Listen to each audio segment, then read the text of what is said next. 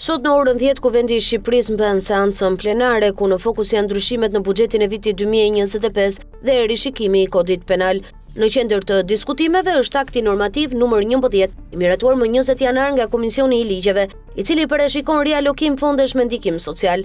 Konkretisht, 15 miliard lek shtesë për pensionet, 2 miliard lek për bujqësinë, 1.8 miliard lek për shëndetësinë, që do të përdoren për furnizimin e spitaleve me barna, si dhe 1.2 miliard lek për shlyerjen e detyrimeve të propambetura të bashkive.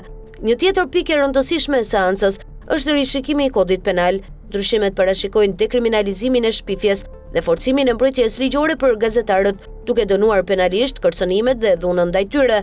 Po ashtu, pritet ashpërsimi i dënimeve për ndërtimet e palishme dhe zjarrvënien, ndërsa për parkimin dysh, në rast se bllokohen kursitë e emergjencës, parashikohet deri në 1 vit burg. Agenda e sotme është e ngarkuar dhe përfshin edhe ratifikime marrëveshjesh ndërkombëtare, mes tyre bashkëpunimi strategjik me Italinë në shëndetësi, energji, mjedis dhe siguri, si dhe projekt ligje që lidhen me drejtësinë, median, dhunën në familje, lobimin, armët e zjarrit, konfliktin e interesit dhe mbrojtjen nga diskriminimi. Në fund të seancës, deputetët do të kenë edhe diskutime jashtë rendit të ditës, një seancë me peshë politike dhe sociale që pritet të shoqërohet me debate të forta në sallën e Kuvendit.